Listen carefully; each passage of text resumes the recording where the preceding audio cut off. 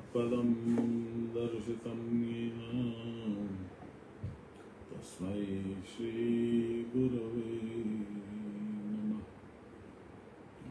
गुरुर्ब्रह्मा गुरुर्विष्णु गुरुर्देवो महेश्वर गुरुर्साक्षात् परब्रह्म तस्मै श्रीगुरवे नमः। ध्यानमूलं गुरोर्मूर्ति पूजामूलं गुरोर्पदं मन्त्रमूलं गुरोर्वाक्यं मोक्षमूलं गुरोर्कृपा ब्रह्मानन्दं परमसुखदं केवलं ज्ञानमूर्तिं द्वन्द्वातीतं गगनसदृशं तत्त्वमस्यादिलक्ष्यम् एकं नित्यं विमलमचलं सर्वदा साक्षिभूतं भावातीतं त्रिगुणरहितं सद्गुरुं तं नमामि सद्गुरुं तं स्मरामि सद्गुरुं तं भजामि। नमो ब्रह्मण्यदेवाय गोब्राह्मणहिताय च जगद्विताय श्रीकृष्णाय गोविन्दाय नमो नमः। मूकं करोति वाचालं पङ्गुं लङ्घयति गिरिं यत्कृपातमहं वन्दे परमानन्दमाधवं। नमो श्री ब्रह्म विद्याय योगशास्त्राय नमः। श्री गुरुचरणकमलेभ्यो नमः। श्रीकृष्णाय नमः। श्री दुर्गादेव्यै नमः। श्रीकृष्णाय वासुदेवाय हरये परमात्मने नमः। प्रणतक्लेशनाशाय गोविन्दाय नमो नमः। दुर्गे स्मृता हरसि भीतिमशेषजन्तो स्वस्ति स्मृता मतिमतीव शुभां ददासि। दारिद्र्यदुःखभयहारिणि का त्वदन्यां सर्वोपकारकरणाय सदार्द्रचित्ताम्। ओम श्री दुर्गादेव्यै नमः। ओम श्री दुर्गादेव्यै नमः। ओम श्री दुर्गादेव्यै नमः। श्री सद्गुरुवे नमः। श्री सद्गुरुवे नमः। ओम नमः शिवाय। श्री सद्गुरु चरण कमलेभ्यो नमः।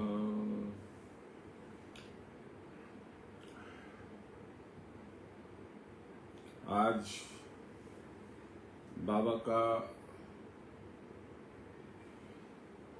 जन्मदिन था, या उसको आप प्रकाश उत्सव कह सकते हैं, या उसको आप आविर्भाव दिवस कह सकते हैं। जो भी कहिए, उसका अर्थ यह है कि तब शरीर में उनका प्राकट्य हुआ था और उसके बाद उन्होंने हमारे जैसे राक्षसी वृत्ति वालों की पढ़ाई लिखाई सिखाई की, जिससे कि हमारी वृत्तियां शुद्ध हो सके। आज बाबा के यहाँ क्लब टाउन में फंक्शन हुआ था। बहुत ज्यादा लोग नहीं थे, फिर भी आनंद से संपन्न हुआ है। अच्छा लगा। बाबा की कृपा का अनुभव कुछ कुछ लोगों को हुआ। वहाँ पे मैंने माँ से कहा था कि माँ कल शुक्रवार है, गीता पाठ होगा, तो आपको यदि विशेष शारीरिक कष्ट न हो तो आप दर्शन देंगी तो हम लोग अच्छा लगेगा। तो माँ ने हामी भरी है। माँ ने कहा ठीक है, माँ आएंगी तो कल का गीता पाठ भगवत कृपा से अच्छा होना चाहिए।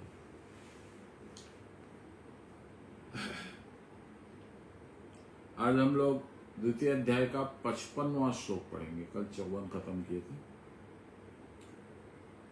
अर्जुन के प्रश्न का भगवान उत्तर दे रहे हैं। अर्जुन के प्रश्न जहां तक मुझे ख्याल है, समाधि में किस तरह की स्थिति रहती है, स्थित प्रज्ञ किसको कहते हैं और उसका क्या लक्षण होता है, और समाधि से उठ के यानी परावस्था के परावस्था में क्या लक्षण होता है, किस तरह का आचरण कर पाता है योगी। यही प्रश्न थे।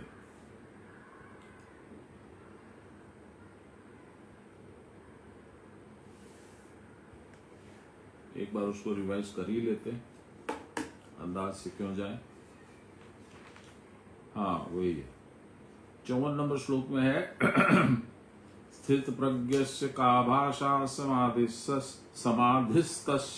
केशव स्थितधि किं प्रभाषेत कमासीत ब्रजेत किम।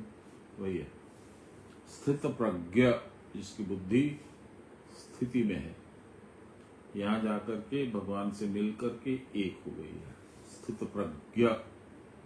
समाधि, स्थित प्रज्ञ और समाधि, जो अभी समाधि में है, तो बुद्धि तो भगवान के साथ है ही है, वह खुद भी अभी देव बोध नहीं है उसको। स्थित धी, धी माने बुद्धि।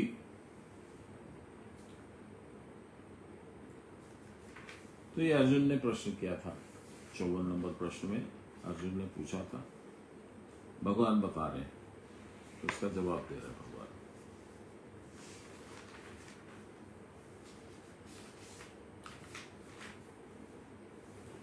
श्री भगवान उवाच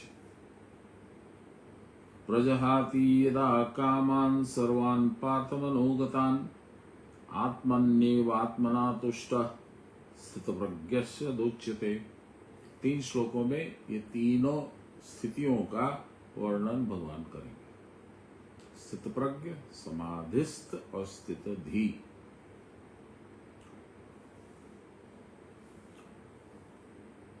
हे पार्थ, जब अपने में अथवा आत्मा में आत्मा के द्वारा तुष्ट होकर सारे मनोगत कामनाओं को त्याग कर डालते हैं, तब उसको स्थित प्रज्ञ कहते हैं।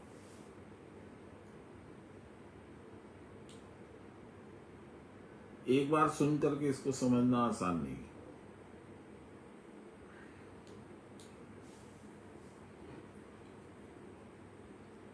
बाबा इसका क्या एक्सप्लेनेशन दिए पहले अनुवाद में देखते हैं, फिर हम लोग मूल जो पाठ है वो पढ़ेंगे।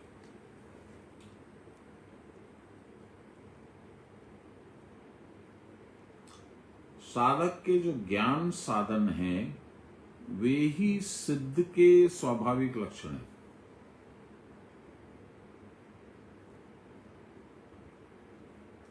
आप समझे बात को, क्या फर्क है? साधक कौन है? जो अभी सिद्धि प्राप्त नहीं हुआ है। वो जिन तरीकों से, जिन चीजों से साधन का रास्ता पकड़ता है, साधक के लिए वह स्वाभाविक है। कुछ समय के लिए पकड़ा फिर छोड़ दिया, ऐसा नहीं है। जो सिद्ध है उसके लिए वो स्वाभाविक है, हरदम उसी का व्यवहार करता है। इसी कारण सिद्ध के लक्षणों को कहकर उनके अंतरंग ज्ञान साधन की चर्चा अध्याय की समाप्ति पर्यंत करते हैं। यहां से लेकर के 63 या 64 नंबर श्लोक तक इसी बात की चर्चा भगवान करेंगे। प्रथम प्रश्न का उत्तर है, हे पार्थ, मन में स्थित सारी कामनाओं को जिन्होंने पूर्ण रूप से त्याग कर दिया, कंप्लीट वैराग्य, वे स्थित प्रज्ञ हैं। स्थित प्रज्ञ क्यों त्याग करते हैं? इसका कारण बतलाते हैं। वो केवल आत्मा द्वारा आत्मा में ही तुष्ट रहते हैं। उनको तुष्टि के लिए अन्य किसी भी वस्तु की आवश्यकता नहीं महसूस होती।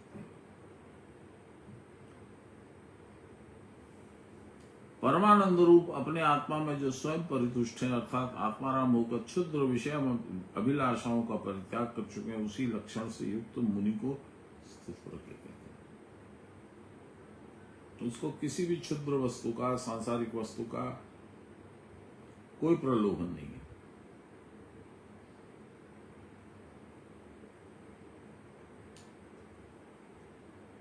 इस भ्रामरी गुफा में जब वो घुस जाते हैं तब उसको संसार से कोई भी कनेक्शन नहीं रहता। कबीरदास जी का एक दोहा याद आ गया अचानक। देखिए, अभी मैंने दो अलग अलग स्थितियां बताई, एक साधक और एक सिद्ध। सिद्ध जैसे गुरु और साधक जैसे आप और हम, जो हम लोग चेष्टा कर रहे हैं। तो साधक का क्या लक्षण है और सिद्ध का क्या लक्षण है, सुनिए। गुरु बसे बनारसी, यानी सिद्ध जो होता है वो बनारस में यानी कुटस्थ में रहता है। ये कबीरदास जी का दोहा है। गुरु बसे बनारसी और साधन सागर तीर, समुद्र के बगल में रहता है। कौन सा समुद्र? भव सागर, संसार। अभी वहां से सीप निकलेगी, वहां से मछली निकलेगी, वहां से कुछ खजाना मिलेगा, वो मिलेगा, इस उम्मीद से वहां रहता है। जो जो गुरु गुण उपजाए, जैसे जैसे गुरु का गुण उपजता है, ये कौन सा गुण है? वैराग्य। वैराग्य जैसे जैसे उपजता है और प्रगाढ़ होता है, निर्मल हो तो शरीर, मल माने आसक्ति, निर्माने नहीं, तो आसक्ति का नाश होता है। जिसकी आसक्ति का सर्वथा नाश हो गया वह स्थित प्रज्ञ।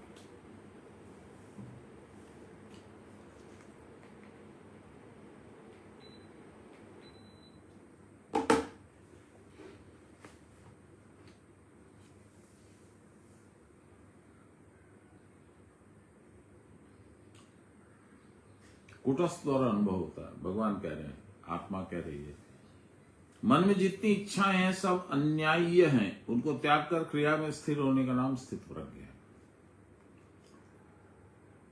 काम संकल्प के द्वारा मन विषय भोग करता है और उसमें ही आनंद प्राप्त करता है। मैं ऐसी बड़ी गाड़ी लूंगा, ऐसा बड़ा मकान लूंगा, मैं फॉरेन घूम करके आऊंगा, मैं अफ्रीका जाऊंगा, अलास्का जाऊंगा, यूरोप जाऊंगा, ये सब अभिलाषाएं होती है। मन की संतुष्टि के लिए ये सब हम लोग सोचते हैं और करते हैं। उससे क्या मन संतुष्ट होता है? नहीं होता है।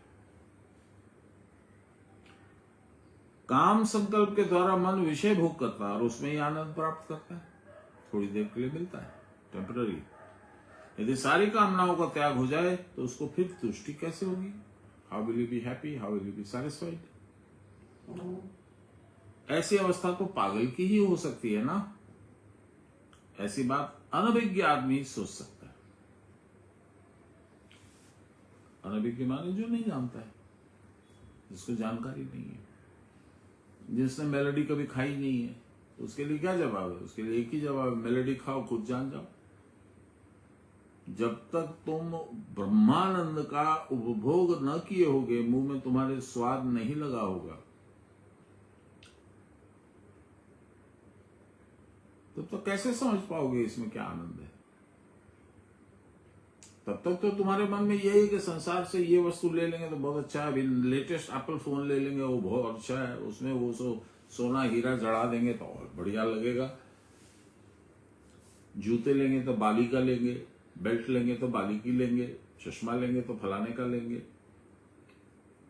पेडिक्योर मैनिक्योर फेशियल्स कराते रहेंगे, कपड़ा सिलाएंगे तो फलाने दुकान से सिलाएंगे। तो हम लोग इससे सब में विचरते रहते हैं।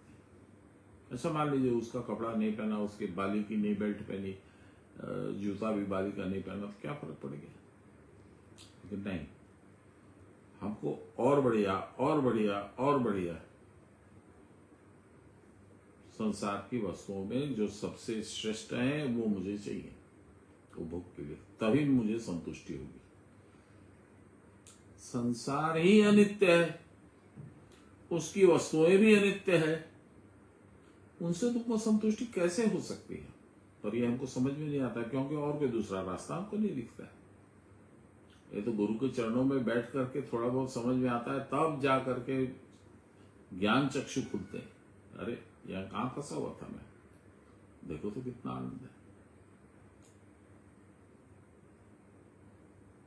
अब आज की बात ले लीजिए,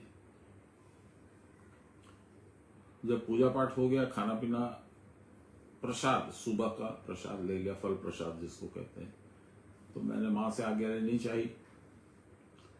मां ने कहा चुपचाप बैठ, कुछ बता। तो मैंने कहा ठीक है मां, गीता खोलता हूं। बोले नहीं, गीता खोलने की जरूरत नहीं है, जो बाबा तेरे को बोले वो बोल। मेरा माइंड एकदम ब्लैंक था, क्या बोलूं, कहां से स्टार्ट करूं, कुछ विचार के नहीं गया था। बाबा ने स्टार्ट करवा दिया। जो दिव्य पुरुष हैं, जो अनादि पुरुष हैं, जो सनातन पुरुष हैं, उनका क्या जन्म मरण होता है? तो गुरुदेव का जन्मदिन क्यों मना रहे हैं हम लोग? यहीं से स्टार्ट।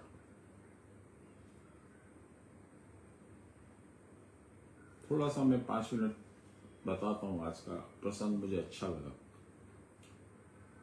कंप्लीटली 100% बाबा ने बुद्धि में भेजा। मेरी इसमें जरा भी सोच नहीं थी, कोई इसमें पुनर्विचार नहीं था, कुछ नहीं था, मेरे दिमाग में कभी था ही नहीं है। देखिए कैसे तार जुड़ते गए और कितना सुंदर प्रसंग बैठ गया। क्या बैठा बताइए, बताता हूं।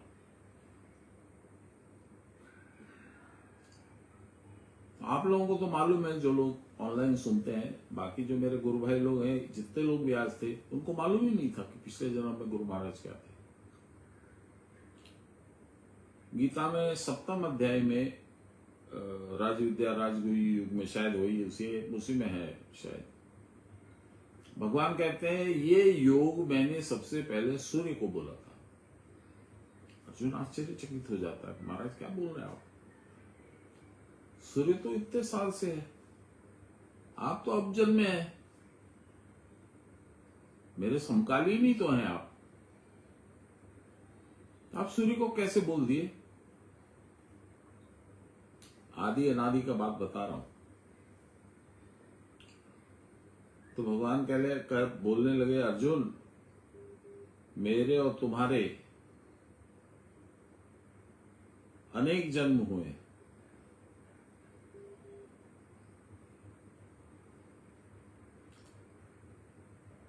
मेरे और तुम्हारे अनेक जन्म हुए, मैं उनको सबको याद है, मुझे सबको जानता हूं, तुम नहीं जानते हो।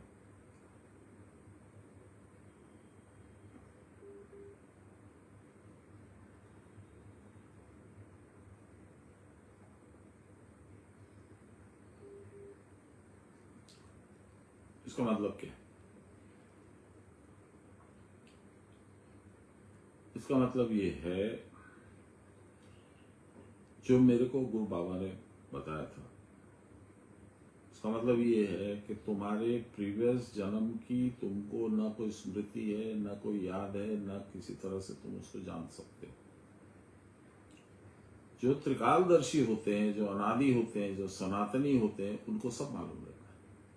इसी को संस्कृत में गीता में बाबा ने ध्रुवा स्मृति कहा है।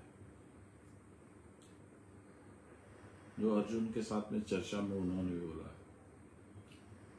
कि बुद्धि भ्रंश होने से स्मृति नुकसान हो जाता है, स्मृति का नाश हो जाता है, स्मृति भूल जाते हो तुम हो कौन, कहां से आए।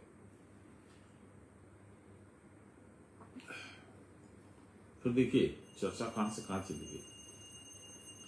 तो मैंने कहा इन लोगों का ना जन्म है ना मरण है। तो हम लोग जो मनाते हैं खुद अपने उत्सव के लिए काल को खंडित करके जितना हम जानते हैं उसी रूप में हम लोग उत्सव मनाते हैं कि बाबा का जन्म फलाने साल में हुआ था, आज होते तो इतनी उम्र की उम्र होती, शायद 85 होती आज होते तो।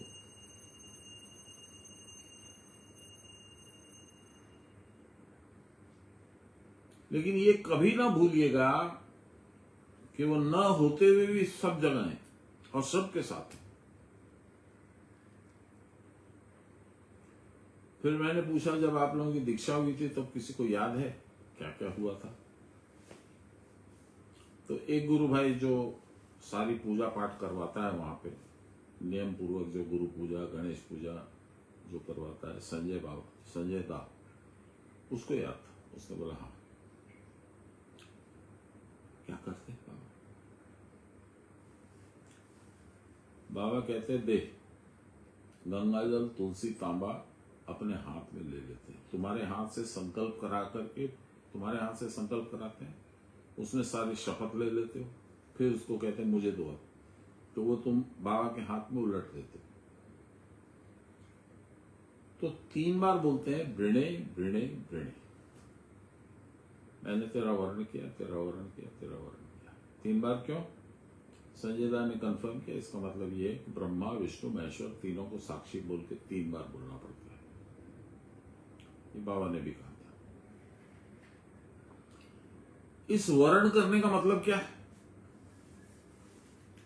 इस वर्ण करने का मतलब है ब्रह्मा विष्णु महेश की शपथ लेता हूं, तेरे को 3 जन्म में मोक्ष दिला के छोड़ूंगा।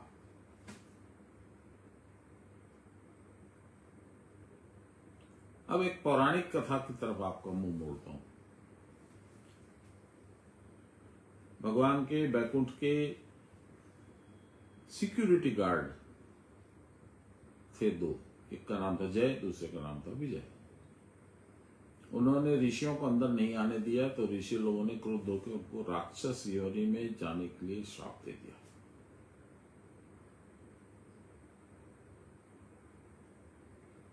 जब श्राप वगैरह हो गया तब भगवान दौड़ के आए। लीला तो उन्हीं की थी, उन्हीं की इच्छा से हो रहा था। अरे रे, आप लोगों ने क्या किया, ये तो अपना काम कर रहे थे, जो भी गलती हुई त्रुटि हुई, आपको कष्ट हुआ, उसके लिए मैं क्षमा प्रार्थी हूं भगवान, ये सब बोलने लगे। उन्होंने कहा माधव, अब तो जो हम लोग बोल चुके हो तो वापस होगा नहीं, इनको जो श्राप मिल गया वो तो मिल गया, इनको तो रहना पड़ेगा। तो भगवान ने कहा कि नहीं, कुछ उपाय ढूंढिए, कुछ तो रास्ता बताइए, इनका तो कोई दोष नहीं, इनको क्यों श्राप दें? तो एक काम हो सकता है, हम लोगों ने बहुत लंबे समय तक राक्षस योनि में रहने का श्राप दिया, उसकी सीमा हम लोग निर्धारित कर सकते, 3 जन्म।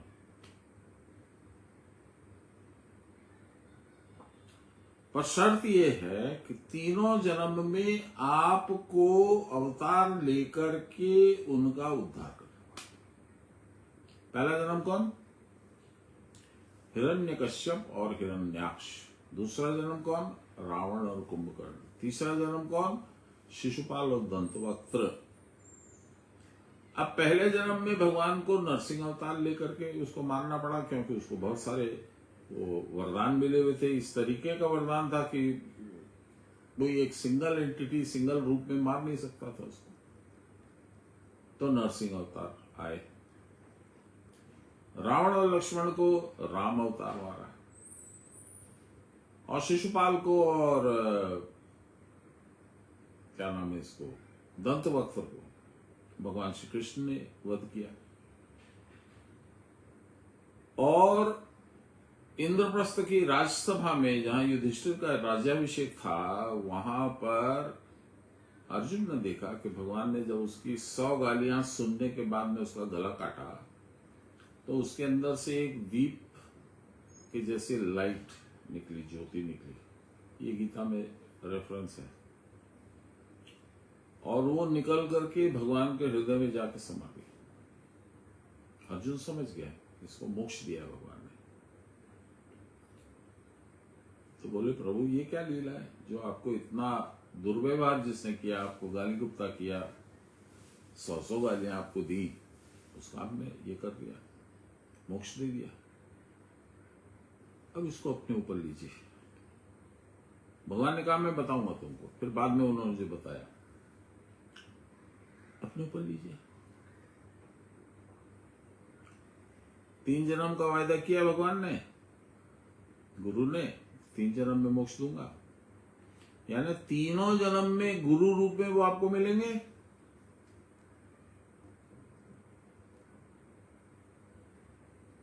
लास्ट में मोक्ष होगा। तो ये जो जय विजय की कहानी है वो आपकी और मेरी कहानी है। देखिए अचानक कहां से ये दोनों का तालमेल कहां से बैठ गया मेरी बुद्धि में। महाराज की इच्छा।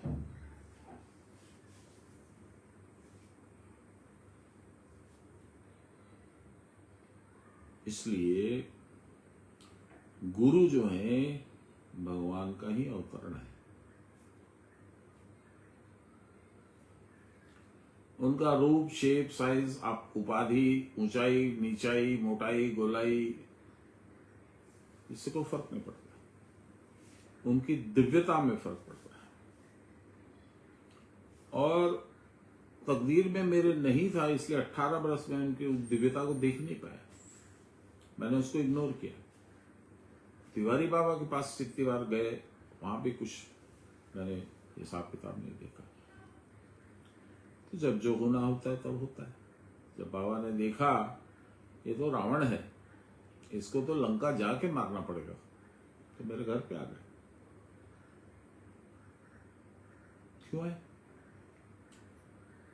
वापस उस तार में आता हूं जहां से हम लोग चले थे कि पूर्व जन्म में कहीं ना कहीं कई बार मेरा उनसे संपर्क रहा है। पिछले जन्म का तो उन्होंने मुझे बता ही दिया था, आप लोगों से कुछ कुछ मैंने साझा भी किया है।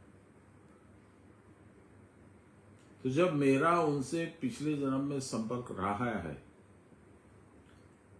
तो हो सकता है ये मेरा दूसरा जन्म है, इसी में मोक्ष हो जाए। हो सकता है ये तीसरा है, इसी में मोक्ष हो जाए। मुझे नहीं पता है, ये तो उन्हीं को पता है।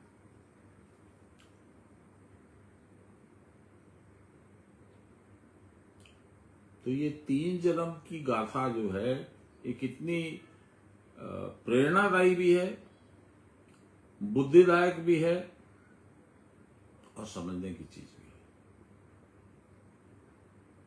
साधन जब आपने लिया तो चूंकि उतना वाकिफ नहीं थे, मालूम नहीं था, जानकारी नहीं थी, इसलिए उतना विशेष ध्यान से नहीं देखा क्या क्या प्रक्रिया होती है, वो क्या बोलते हैं, क्या क्या करवाते हैं। मैं तो कम से कम 50 लोगों की दीक्षा में बैठा हूं। 1-2 जगह तो बाबा ने बोला तू बैठ, और एक पोर्टुगीज था और एक स्पेनियर्ड था, एक ऑस्ट्रेलियन था। ये तीनों के टाइम में मुझे बिठाया बाबा ने। ये लोग मुंह टेढ़ा बांका करके इंग्लिश बोलेंगे, मेरी बात समझ नहीं पाएंगे, तुम्हारी बात ये नहीं समझ पाएंगे, तो तू इनको समझा दे इनकी बात समझ के, जिससे कि इनके समझने में कोई गलती नहीं। तो तीनों के साधन में, ये दीक्षा में मैं बैठा था। तो मेरे बड़े भाई साहब की दीक्षा में बैठा था, मेरे बच्चों की दीक्षा में बैठा था, मेरे मित्रों की दीक्षा में बैठा था। ऐसे करके मोटा मोटी 40-50 लोगों की दीक्षा में मैं था, इसलिए मुझे सब याद है। तो ये जो हम लोगों का क्रिया योग है सनातन धर्म के ऊपर आधारित, इसके अंदर में जो प्रक्रियाएं हैं, जो इसके अंदर में प्रगाढ़ मतलब है, इतना डीप सीक्रेट नॉलेज है कि आपका दिमाग खराब हो जाएगा, नहीं समझ पाओगे।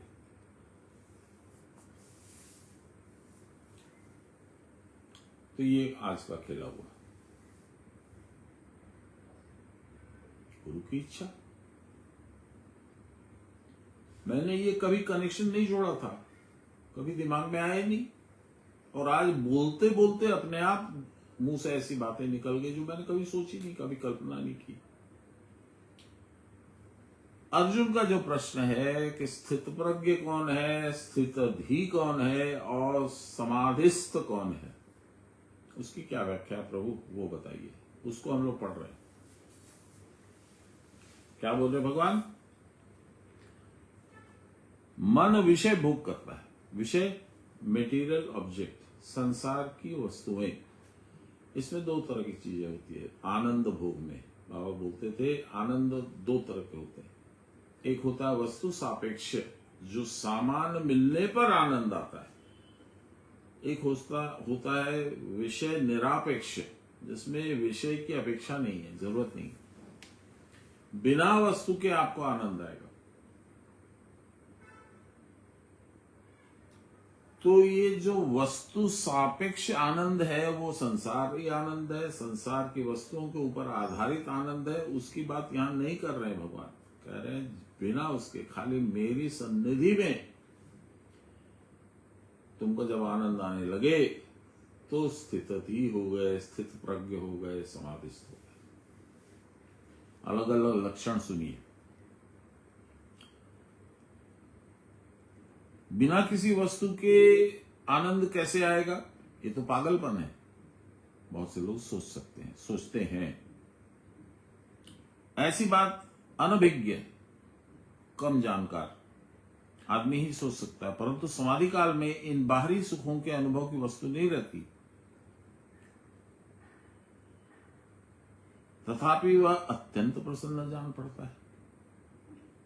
इसका कारण क्या है?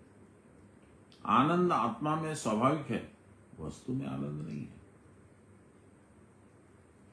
प्रश्न हो सकता है कि आनंद में आत्मा तो सबके पास रहता है, सब समय रहता है, तब जगत में आनंद का इतना अभाव क्यों है? क्यों ट्रम्प अनसर्ट बोलता है? क्यों पुतिन लड़ाई किए जा रहा है? क्यों हमास लोगों को मारने में मरने में तैयार है? आत्मा तो उन सब में भी है। ये बड़ा स्वाभाविक प्रश्न है, सही है। इसका कारण यह है कि विषयाभिलाषी मन इंद्रियों के द्वारा मधु आहरण करने के उद्देश्य से दौड़ा करता है। जैसे भौरा, मधुमक्खी इस फूल से उस फूल, उस फूल से उस फूल पर जाते हैं ना, कि कहां से मुझे क्या मिल जाए, पराग मिल जाए, मधु बनाऊं, खाऊं, पीऊं, मस्त रहूं। ऐसे लोग संसार की वस्तुओं पर मंडराते रहते हैं। हमास को चाहिए यहूदी फ्री गाजा, रशिया को चाहिए यूक्रेन मेरा दास बने, ट्रंप को चाहिए कि इंडिया झुक करके सलाम करे उसको, ट्रंप साहब आप जो हैं वही हैं, बाकी तो दुनिया में कुछ नहीं है। ये तुष्टि की बात है, अहंकार की बात है।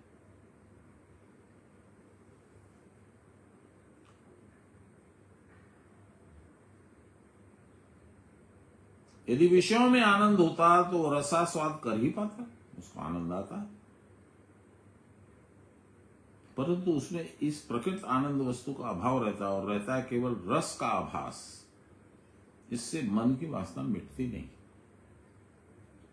यही कारण है कि वह अनेक वस्तुओं में भटकता फिरता, आशा से विषयों में उसे परमानंद मिलेगा। देखिए जो गाना मैंने दो एक बार सुनाया आप लोगों को, एरे भिखारी सजाए की रंग तुमी कोरिले, मुझे भिखारी बना के तुमको क्या अच्छा लगा, क्या आनंद किए तुम? भगवान से कह रहा है। कौन? रविन्द्रनाथ टैगोर। पथे पथे फिरे दारे दारे जाए, झुली भरे राखिलुम যাহা কিছু পায়, কতবার হায় পথের মাঝে এসে ভিক্ষার ধন হরিলে, এর ভিখারি সাজায় কি রঙ্গ তুমি করিলে। अब मैं अपनी बात बताता हूं, इतना फिट करता है इसलिए मुझे अच्छा लगता है, क्योंकि यथार्थ है। मेरा जब जन्म हुआ तो मेरे पिताजी के पास 14-15 कोल माइंस थी। राजा के जैसे मेरा जन्म हुआ, राजा के जैसे रहा, जो मैंने मुंह से बोल दिया वो हो गया। पिताजी बहुत मानते थे, इसलिए मेरी चलती थी। जब वो गए तो 2-1 साल के अंदर में सारी कोल माइन गवर्नमेंट ने ले ली। तो अब राजा के पास राज नहीं रहा।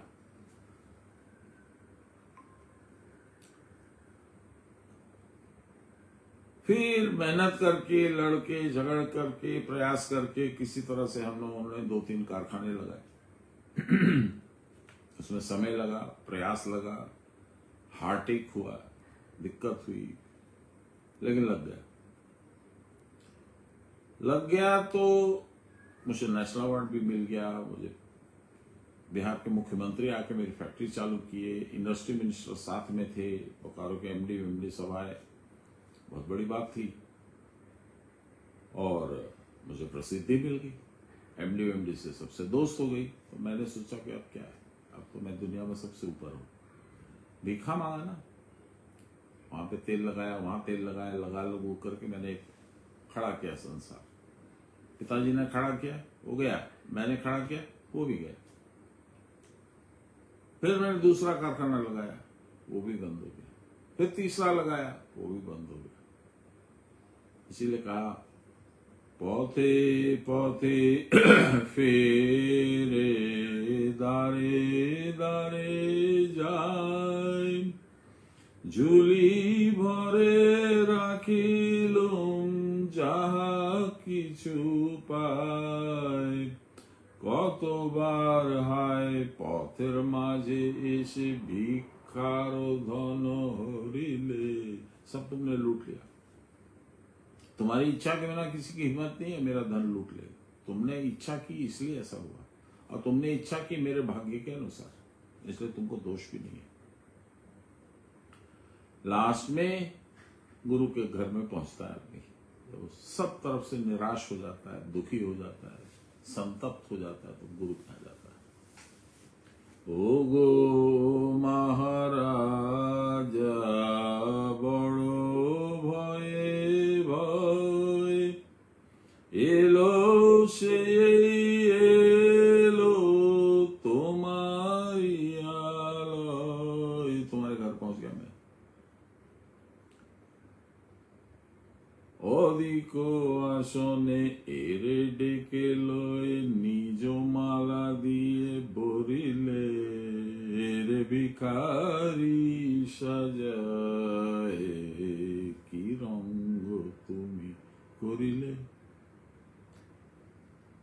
तुमने अपनी गद्दी पे थोड़ी जगह बना करके अपनी माला पहना के मुझे अपना बना लिया।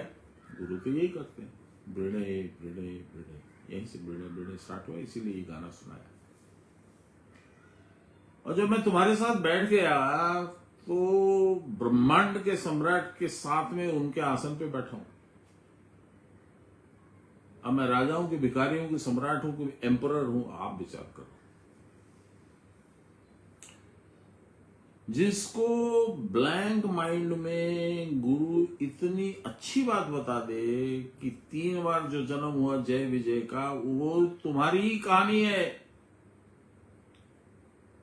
तुम भी भगवान के रूप में थे, भगवान के साथ में थे, वहां से छिटक के संसार में आए। अब भगवान ही आते हैं, 3 बार वही आएंगे, 3 जन्म में वही मिलेंगे, वही तुम्हारा उद्धार करेंगे।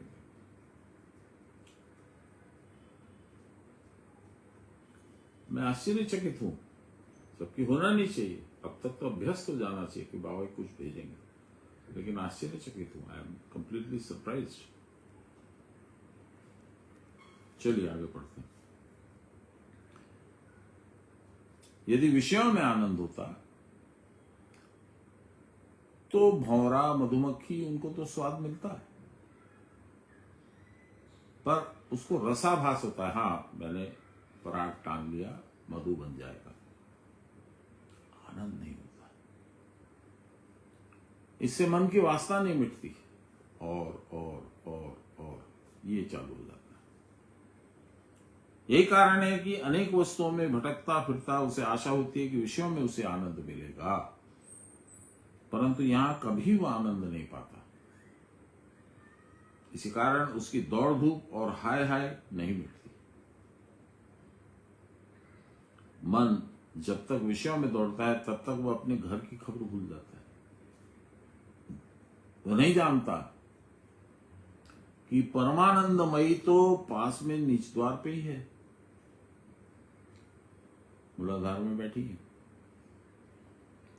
जब गुरु कृपा से उसे इस रहस्य का संधान मिलता है तो उसको समझ में आता है, करे कुल कुंडलिनी को जागृत करो।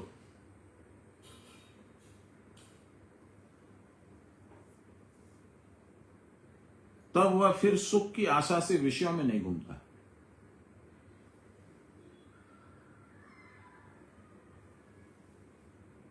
अपने को विषयों से खींचकर गुरु प्रदत्त साधना में मग्न हो जाता है। प्रतिदिन मनोयोग पूर्वक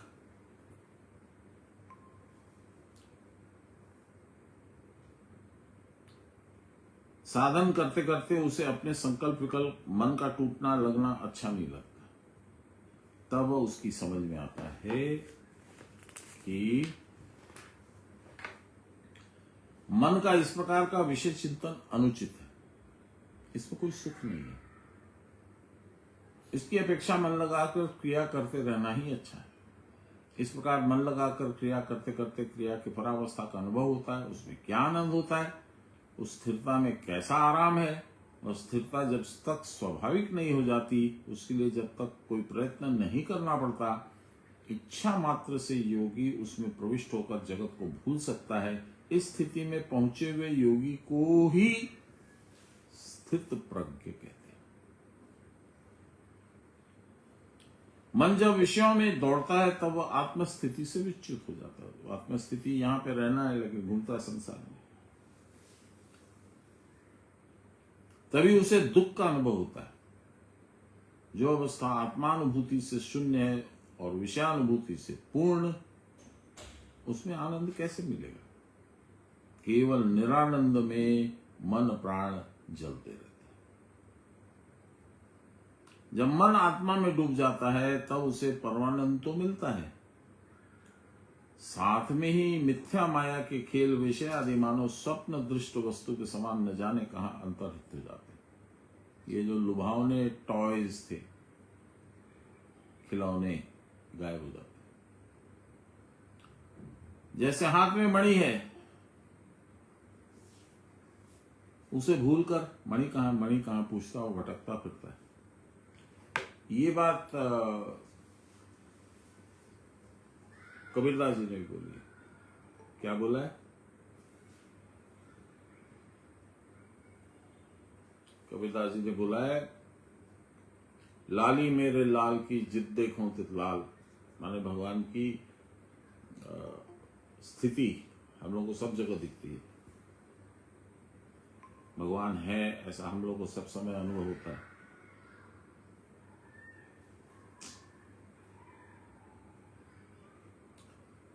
पर हम समझ नहीं पाते। समझने का जब हम प्रयास करते हैं, लाली मेरे लाल की जिद देखो तित लाल, जहां तुम देख पाओगे वहीं तुमको भगवान का मिलेगा, प्रेजेंस का प्रूफ। लाली देखन मैं गई, मैं भी हो गई लाल।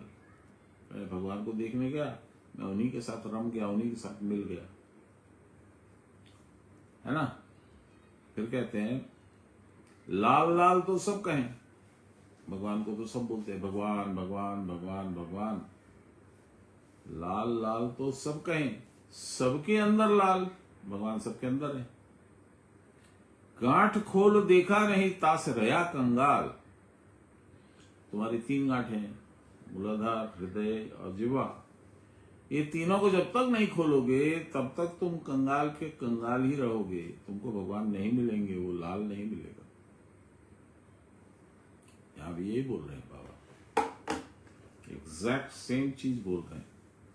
जब मन आत्मा में डूबेगा तो उसे परमानंद तो मिलेगा ही, साथ ही मिथ्या माया के खेल विषय आदि मानो स्वप्न दृष्ट वस्तु के समान न जाने कहां अंतरित हो जाएंगे।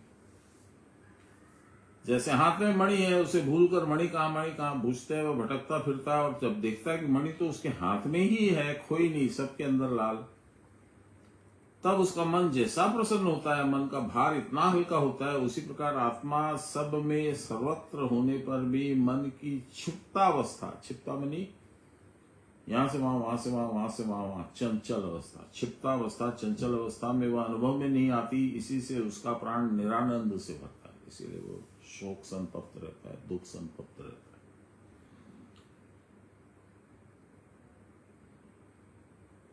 और जब साधन करके इस अवस्था का अनुभव उसको होता है, अर्थात क्रिया की परावस्था का साक्षात्कार करता है, तब विषयों से विरहित होने पर भी उसका मन प्रसन्न और अचंचल आत्माराम हो जाता है।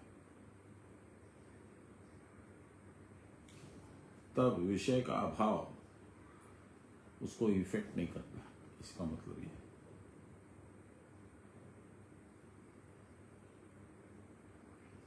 तब फिर बाहरी वस्तुएं मिले या न मिले, इससे कोई सुख या दुख उसको प्राप्त नहीं होता। आत्मा के संतोष के लिए फिर उसे बाहर के कंकड़ पत्थर घर में एकत्र नहीं करने पड़ते। तब वह आत्मक्रिया द्वारा आत्मस्थ होकर परमानंद प्राप्त करता है। उसके मन में वासना के बुलबुले, बबल्स नहीं उठते हैं। वह अपने आप में स्तब्ध और अपने आप में आनंद में मग्न होता है। छोटे बच्चे को देखिए आप, अभी 1 सप्ताह का, 1 महीने का बच्चा होगा, उसको आप देखिए, बोल नहीं सकता है, सुन नहीं सकता है, समझ नहीं सकता है, उसको कुछ लेना देना नहीं है संसार से। नींद में भी सोएगा तो हंसेगा, कभी रोएगा भी। वैसे बनना पड़ेगा। तब अपनी आत्मा को छोड़कर सुख के लिए फिर किसी दूसरी वस्तु की उसे आवश्यकता नहीं होती। इसी कारण कामना के परित्याग के लिए इतनी चेष्टा की आवश्यकता है। पर केवल मुंह से बोलने से तो नहीं होगा, या कान से सुनने से भी तो नहीं होगा। नान्य कश्चिद उपायो अस्ति संकल्पो अपशमाद्रते। संकल्प, रिजॉल्व, मैं ये करूंगा, मैं ऐसा चाहता हूं, ऐसा तो होना ही चाहिए, ये संकल्प है। नहीं करना है, जैसी जो अवस्था है उसमें रहना है। संकल्प के उपशम के बिना कोई दूसरा उपाय नहीं है। मन लगाकर क्रिया करो, प्राणवायु को स्थिर होने पर ही सब संकल्प तुम्हारे मिट जाएंगे, स्थित प्रज्ञ हो सकोगे। ये जो प्राणवायु के स्थिर होने की बात कहते हैं, इसको आप समझते हैं क्या बोल रहे हैं? ये गंभीर बात है। प्राणवायु का स्थिर होने का मतलब है प्राणवायु अतिशय रूप से सब समय चलती है, ऊपर नीचे ऊपर नीचे ऊपर नीचे होती है। जब वो रुक जाएगी, यानी स्थिर हो गई, रुकेगी कैसे? रुकेगी तो हम मर जाएंगे, जीवन बचेगा नहीं। तो फिर प्राणवायु रुके या चले? नहीं, मरेंगे नहीं आप, क्योंकि सुषुम्ना से आपका प्राण आना जाना करेगा, बाहरी जो श्वास है वो बंद होगा। इसलिए प्राणवायु के स्थिर होने पर सब संकल्प मिट जाएंगे। स्थित प्रज्ञ तभी तुम हो सकोगे। श्रुति कहती है, यदा सर्वे प्रमुच्यन्ते कामा ये अस्य हृदि श्रुता अथ मृत्यो अमृतो भवत्यत्र ब्रह्म समश्नुते। उसके जिसके हृदय के सारे काम संकल्प निवृत्त हो गए, तब उसको मृत्यु अर्थात जीव अमृतत्व प्राप्त करता है। तब मृत्यु अर्थात जीव अमृतत्व प्राप्त करता है। इस जन्म में ही ब्रह्म स्वरूपता को प्राप्त हो जाता है। कबीरदास जी भी तो यही बोले, हालांकि वो अलग परिप्रेक्ष्य में बोले। कबीरदास जी ने कहा है, उलट समाना आप में तो हो गया ब्रह्म समान। उलट समाना, आंखें अंदर करो, कान से अंदर का सुनो, नाक से अंदर की ध्वनि स्मेल लो, जिह्वा उलट दो। ये सब करके जब स्थिति में रह सकोगे, सारा उलट के रहोगे, तो ब्रह्म हो जाओगे। क्योंकि संसार तुम्हारे अंदर घुसे कहां से? सारे दरवाजे तो तुमने बंद कर दिए संसार के लिए। 56 दुखेश्वनु उद्विग्नमना सुखेषु विगत स्पृह वीतराग भय क्रोध स्थितिर्धि मुनिरुच्यते। स्थित प्रज्ञ का हम लोगों ने पढ़ लिया। अब स्थित धी माने बुद्धि, अधि माने बुद्धि बोलते हैं। स्थित धी जिसकी बुद्धि स्थिर है और सही जगह पे बैठी हुई है। दुख में अनुद्वेग, दुख हुआ तो एकदम दाढ़ा मार के रोने लग गए, हम तो कूद जाएंगे छत से, आई विल कमिट सुसाइड, मैं नहीं बर्दाश्त कर सकता हूँ, मैं ऐसा नहीं है, मैं वैसा नहीं है, इसके साथ नहीं रह सकता हूँ, वो नहीं हो सकता है। उद्वेग, बेकार, वो शांत हो जाता है बाद में। सुखेशु विगत स्पृह, जो सुख का कारण हुआ, घर में किसी बच्चे का आना हो गया, या धनागमन हो गया, या कोई प्रॉपर्टी मिल गई, या नई नई शादी हो गई, तो उछाल लेने लग गए, वो भी नहीं होना चाहिए। वीतराग भय क्रोध, भय क्रोध और अनुराग यानी आसक्ति, तीनों के परे जो हो गया वह मुनि स्थितधि कहलाता है, उसकी बुद्धि स्थिर होगी।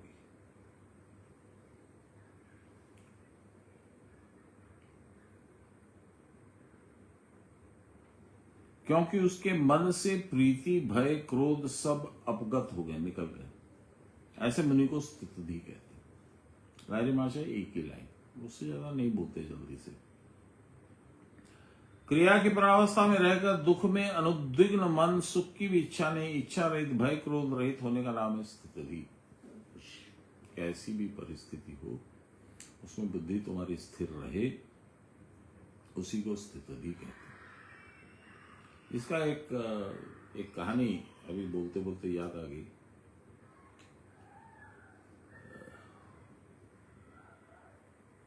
कहानी यह है कि एक राजा था,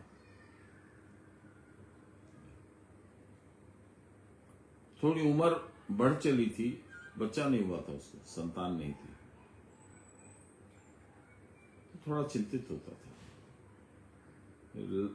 बहुत लेट से उसको बच्चा हुआ, तो वो सोचने लगा कि पता नहीं क्या कर पाएगा, मेरी तो उम्र हो गई, मेरे तो जाना होगा, ये कैसे संसार को चलाएगा। तो उसने अपने बेटे को बुलाया, एक अंगूठी बनवा कर रखी थी उसके लिए, वो उसको पहना दी। बोले बेटा इसको पहन। उसने पहना, उसमें लिखा हुआ था यह भी चला जाएगा। लड़का नहीं समझा, उसने बोला पिताजी ये क्या है? बोला ये अभी नहीं समझ में आएगा, तुमको जब बहुत दुख हो या फिर बहुत सुख हो, दोनों ही समय में इस अंगूठी को देख लेना, याद कर लेना, इस पे क्या लिखा हुआ पढ़ लेना, तब तुमको समझ में आ जाएगा। थोड़े दिन में पिताजी चलते रहे, बहुत रोने लगा, दुख मनाया, शोक मनाया, राजकीय शोक मनाया। फिर बोला अरे पिताजी अंगूठी देखने बोले थे, याद करने बोले थे। उसने देखा, उस पर लिखा था यह भी चला जाएगा। तो उसको समझ में आ गया कि दुख का भी अंत होगा। फिर उसने बगल के राज्य को जीत लिया, जीत करके बड़ा हर्षोल्लास मना, उसकी परेड निकली, सेना की परेड वरेड करते ना वैसे सब, तो सब जगह जय जयकार होने लग गई। फिर अंगूठी याद किया, उसमें लिखा था ये भी चला जाएगा, यानी सुख भी नहीं रहेगा, दुख भी नहीं रहेगा। वो राजा बहुत अच्छा राजा बना बाद में। इसे एक छोटी सी बात से लेके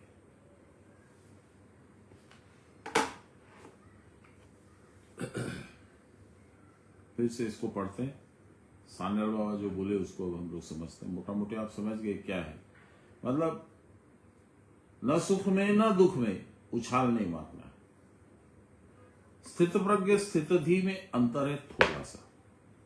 जिन्होंने क्रिया की परावस्था में घनीभूत अवस्था प्राप्त कर ली, माने उसमें नशे में है, अब उनको संसार दिखता ही नहीं है, उनके सामने बाहरी दृश्य नहीं रहता, उनमें कृतत्व भोक्तृत्व ज्ञातृत्व भाव भी नहीं रहता। मैं कर रहा हूं, मैं भोग रहा हूं, मैं पा रहा हूं, नहीं रहता।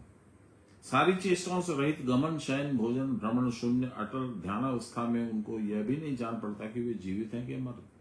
सान्याल महाशय ने लिखा है मोर नाम थाक्चे नाम मोरे मोने, मुझे अपना नाम भी नहीं याद रहता।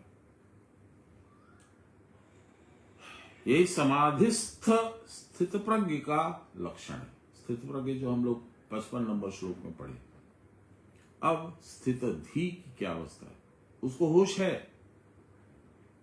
आप देखिए स्थित प्रज्ञ में क्रियावस्था की परावस्था में समाधिस्थ होकर के वो आराम से भगवान के पास बैठा है, उसको संसार का भान नहीं है, तो वो स्थित प्रज्ञ। स्थित धी को संसार का भान है, लेकिन वह संपूर्ण और दीर्घ वैराग्य प्राप्त कर चुका है। देखिए बाबा क्या बोलते हैं, ये मेरा मानना है, देखते हैं बाबा क्या बोलते हैं। इस अवस्था में खूब परिपक्व होने पर जब समाधि से उठते हैं तब उनकी क्या अवस्था होती है। जब समाधि से उठेंगे तो संसार दिखेगा। ये बाह्य ज्ञान संपन्न होते हैं, बाहर का ज्ञान थोड़ा थोड़ा आने लगता है। उनकी इंद्रियादि में बाह्य चेतना लौट आती है, आंखों से दिखने लगता है, कान से सुनने लगता है, नाक से सुगंध भी आती है। तब भी वह साधारण लोगों के समान भोजन पान और कथा वार्ता भी करते हैं। अब प्रश्न यह होता है कि जो क्रिया की घनीभूत परावस्था में समाधि मग्न हो गए थे, वह यदि जागकर साधारण पुरुष के समान ही व्यवहारिक जगत में व्यापार करते हैं, भोजन पान करते हैं, तो इतना साधन करने पर भी साधारण आदमी से उनमें विशेष अंतर क्या आया? अर्जुन ने इसी कारण समाधि स्थित प्रज्ञ का लक्षण पूछकर फिर व्युत्थित अवस्था में उनके बातचीत करने, चलने फिरने आदि लोक व्यवहारों के विषय में जानने की इच्छा प्रकट की। अर्जुन के मन में यही था कि जो समाधि में मग्न है, डूबा हुआ है, वो तो संसार को जानता ही नहीं है, उसका तो कोई फर्क नहीं पड़ेगा। लेकिन समाधि से जब वो उठा तो संसार का ज्ञान उसको हुआ। उस समय में उसके लक्षण कैसे?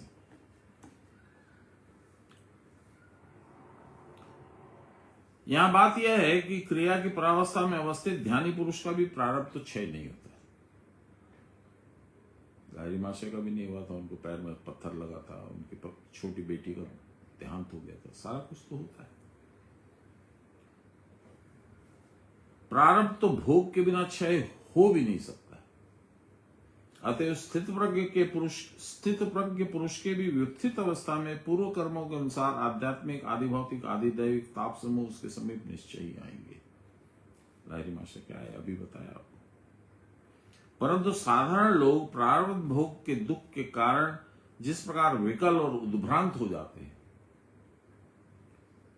स्त्री पुत्र धन आदि के संयोग जनित सुख आदि की प्राप्ति के लिए जिस प्रकार उनकी स्पृहा बलवती हो जाती है, समाधि से उठे हुए पुरुष के लिए वैसा होने की संभावना नहीं है। क्योंकि सारे सुख दुख आदि देहाभिमानी अज्ञान जनित संस्कार है। देह अभिमानी अज्ञान जनित संस्कार है। जब देह पे पूरा उसका ध्यान केंद्रित है कि यह देह है, यही मेरा माध्यम है, यही इसी के मार्फत मैं संसार का आनंद उठा सकता हूं, तब, और जो समाधि से उठा है उसको देह से कोई लेना देना नहीं है, तब यही अंतर है।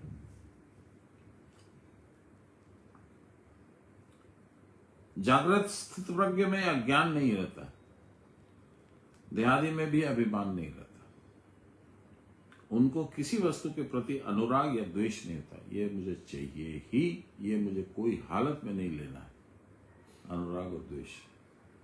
यह क्रिया की परावस्था की नशा है, यह वह क्रिया की के होना चाहिए, गलत टाइपिंग है, वह क्रिया के परावस्था की नशे में मस्त होकर जगत को ही भूल जाते हैं। कनेक्शन ही नहीं है। क्रिया की परावस्था के अंदर में आंख, नाक, कान, मुंह, शरीर, मन, बुद्धि कुछ नहीं काम करता है। क्रिया की परावस्था की परावस्था यानी समाधि से जब उठ गए, संसार को अब देखने लगे,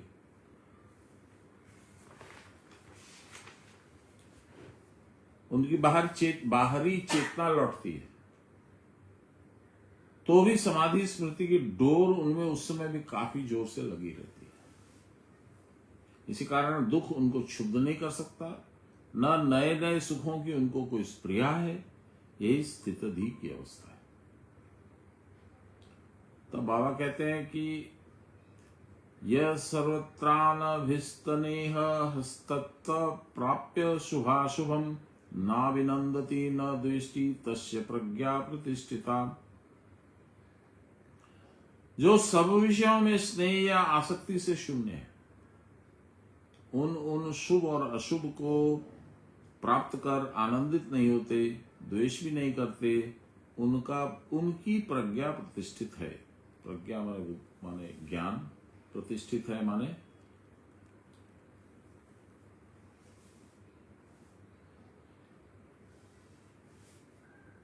ये द्वादश अध्याय में भी आएगा ये रेफरेंस। मैंने कहा कि बाबा जो बात बोलते हैं 2 बार 3 बार 4 बार भगवान ने इन बातों को अलग अलग परिप्रेक्ष्य में अलग अलग शब्दों में बताया है। ये बात भी द्वादश अध्याय भक्ति योग में कौन मुझे सबसे ज्यादा पसंद है, उसमें कहते हैं जिसको न सुख में विशेष उमंग है, न दुख में विशेष कष्ट है, जो निष्प्रिय है, किसी भी तरह की कोई भी चीज से वो इफेक्टेड नहीं है, वैसा आदमी मुझे बहुत पसंद। बहुत सारी बातें बोलते हैं, तो ये उसमें भी 12 अध्याय में भी मिलेगा। भले और बुरे दोनों में समान ज्ञान, उन्हीं का प्रज्ञा प्रतिष्ठित है। समाधि से उठे हुए स्थित प्रज्ञ के लिए ऐसा नहीं हो सकता है कि पुत्र मित्र आत्मीय कहकर किसी के साथ विशेष प्रेम करे, शत्रु कहकर किसी के प्रति विशेष द्वेष भाव रखे, क्योंकि उनके सामने अच्छे और बुरे सब समान है। क्योंकि समाधि से उठा हुआ आदमी आकृति, उपाधि और रिश्तेदारी देख करके काम नहीं करता है, वो तो उसके अंदर उसकी आत्मा को देखता है। जब वे बातचीत करते हैं तब भी उनमें अन्य भाव नहीं दिखते। जो मैं लोगों के साथ, समस्त वस्तुओं के साथ संबंध युक्त और मैं और मेरा कहता हुआ घूमता है, ब्रह्म भाव मग्न योगी का उस प्रकार का मैं लुप्त हो जाता है। मैं माने मी, द बॉडी, वो गायब हो जाती है, उसके पास मन ही नहीं रहता। अतएव जागतिक लाभ हानि में उसकी दृष्टि नहीं रहती। जगत की मूल वस्तुओं के साथ वो अपने को एकाकार देखते हैं, उनका चित्त सदा भ्रांति शून्य होता है और अज्ञान और स्नेह आदि तामसी वृत्तियों से शून्य होता है। फिर भला हर्ष विषाद उनको कैसे होगा। आज यहीं पे रोक देते हैं, समय हो गया। कल मैंने आप लोगों से कहा था कि गुरु माँ आ रही हैं लाइव गीता पाठ में, तो वही 5:30 से स्टार्ट करेंगे और 1.5 घंटे चलेगा, 7 बजे तक। श्री कृष्ण गोविंद हरे मुरारे, हे राम नारायण वासुदेव, श्री गुरु चैतन्य हे आत्मदेव, हे मात दुर्गे हर विश्वनाथ। सर्वे भवन्तु सुखिनः, सर्वे सन्तु निरामया, सर्वे भद्राणि पश्यन्तु, मा कश्चित् दुःखभाग् भवेत्। असतो मा सद्गमय, तमसो मा ज्योतिर्गमय, मृत्योर्मामृतं गमय, आविराविमहि।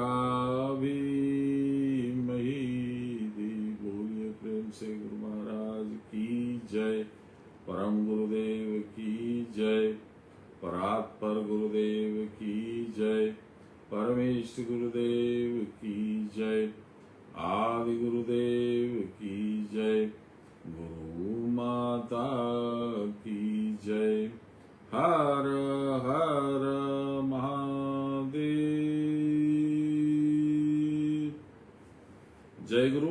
कल मिलते हैं 5:30 बजे। आज इंग्लिश भी मैं नहीं कर पाऊंगा, I am feeling very very tired. Runadi, you will excuse me, we will not be able to do English tomorrow also. If possible, we'll restart from Sunday. I did miss you yesterday. I don't know, something must have gone wrong. You must have been occupied somewhere. So anyway, it doesn't matter. We will restart English on Saturday. Jai Guru.